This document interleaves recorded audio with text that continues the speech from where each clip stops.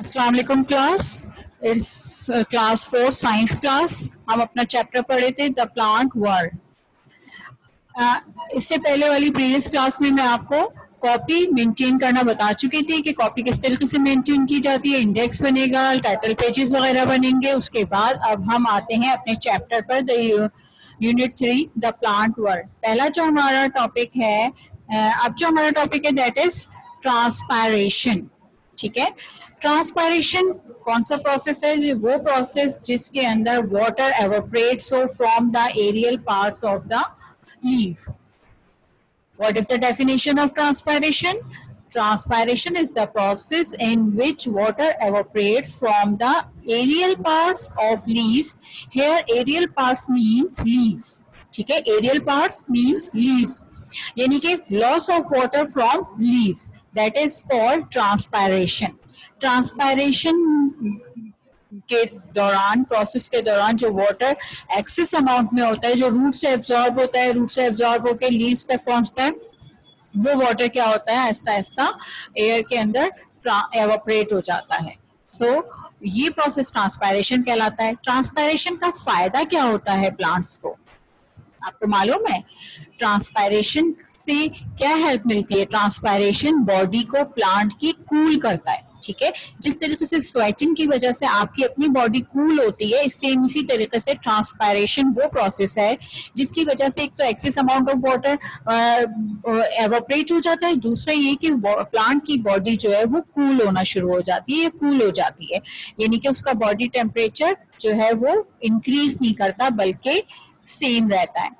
ठीक है, how transpiration occurs from leaves of plant. अब ये प्रोसेस होता कैसे है? ठीक है, इस प्रोसेस को समझने के लिए आप इस डायग्राम को देखिए। इस डायग्राम में आपको दिखाया गया है क्या कि नीचे रूट्स हैं, रूट से वाटर जो है एब्जॉर्ब हो रहा है, एब्जॉर्ब होकर ये जो एरो के निशान है आपको दिख रहे हैं, ये एरो शो कर रहा है movement of water in upward direction. ठीक है, यानी कि रूट से वाटर जो है वो मूव करता हुआ कहाँ पहुंचा है? लीव्स तक। लीव्स में आने के बाद जो वाटर है वो क्या होगा? एवोपरेट होगा थ्रू स्टोमेटा। स्टोमेटा क्या है? These are tiny holes that occur at the surfaces of leaf. Leaf की सरफेस पर जो टाइनी होल्स मौजूद होते हैं वो क्या कहलाते हैं? स्टोमेटा कहलाते हैं। स्टोमेटा जो है दो किस्म के काम में इन्वॉल्व होता है, और you can say that it can perform to types of function. पहला फंक्शन क्या है?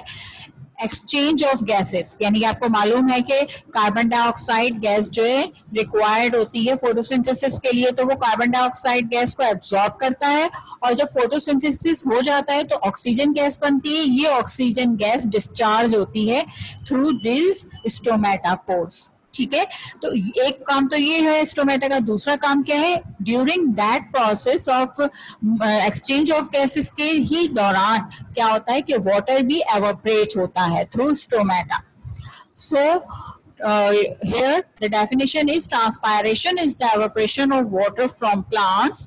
It occurs mostly at the leaves while their stomata. Small pores on the underside of leaves are open for the movement of carbon dioxide and oxygen during photosynthesis. It can also occur in flowers and stems.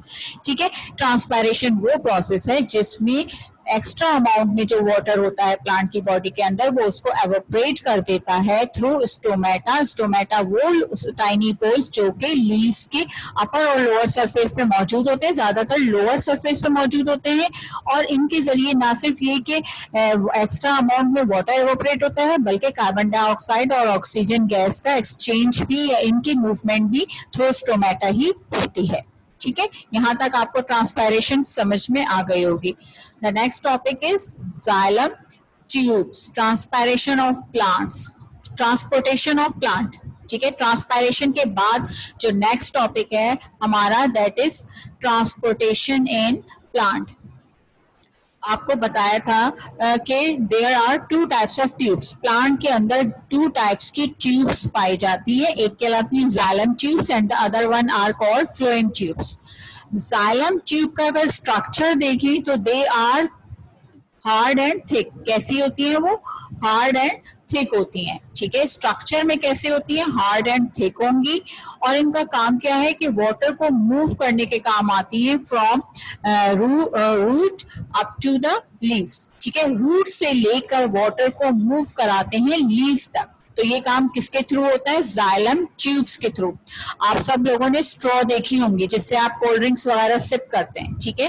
तो आप यहाँ पर समझने के लिए ये समझें कि जैसे जाइलम ट्यूब्स जैसे आपकी स्ट्रॉ होती है, सेम इसी तरीके से जाइलम ट्यूब्स होती है। अगर आप एक स्ट्रॉ के अंदर दूसरा स्ट्रॉ जोड़ दें, उसके अंदर तीसरा स्ट्रॉ जोड़ दें, तो पूरा एक क्या बन जाता है, एक सिस्टम डेवलप हो जाता है ट्यूब्स का। तो सेम इसी तरीके से जाइलम ट्यूब्स होती हैं जो कि पूरे प्लांट में रन कर रही होती हैं, यानी कि लीफ से लेकर रूट तक पूरे प्लांट में रन करती हैं। उनका काम क्या है, रूट से वाटर को एब्जॉर्ब करके ऊपर लीफ तक उसको ट्रांसपोर्ट करना या उसको मूव कराना। Other types of tubes are called phloem tubes. They are less hard and thick as compared to xylem. Phloem tubes जो हैं ये less hard और less thick होती हैं, यानी कि hardness इनकी कम होगी और thickness भी इनकी थोड़ी कम होगी as compared to the xylem tubes. इसके अलावा इनका फंक्शन क्या है, they are use in the movement of food glucose from leaves to other parts of plant. वो फूड जो कि प्रिपेयर हो जाता है कहाँ पे, लीव्स के अंदर। अब वो क्या सिर्फ लीव्स में रहेगा फूड, नहीं, वो प्लांट की पूरी बॉडी को रिक्वायर्ड है, ठीक है। तो वो मूव करेगा लीव से कहाँ पर, प्लांट के दूसरे पार्ट्स में, स्टेम में आएगा, फिर होते होते फाइनली कहाँ तक पहुंचेगा, रूट्स तक। तो ये मूवमेंट जो है ये किसके थ्रू होती है, ये होती है फ्लोएम ट्यूब्स के थ्रू, ठीक है। यानी कि मूवमेंट ऑफ फूड, आपको पता है कि जब फोटोसिंथेसिस का प्रोसेस होता है, फूड सिंथेसाइज होता है। फूड जो सिंथेसाइज होता है उसका नाम क्या होता है, ग्लूकोज। तो ये ग्लूकोज जब सिंथेसाइज हो जाएगा लीव्स के अंदर, तो फिर फ्लोएम ट्यूब्स के थ्रू ट्रांसपोर्ट होगा पूरे प्लांट बॉडी में, जहां जहां रिक्वायरमेंट होगी वहां ये फूड जो है ये पहुंचता है, और फाइनली कहाँ तक पहुंच सकता है, ये रूट तक, ठीक है। तो ये रूट तक जो है ये ट्रांसपोर्ट होता है। So that is the lecture of today. आपको बात समझ में आ गई होगी। आज मैंने आपको दो चीजें पढ़ाई हैं, एक ट्रांसपायरेशन और दूसरा टॉपिक है हमारा ट्रांसपोर्टेशन।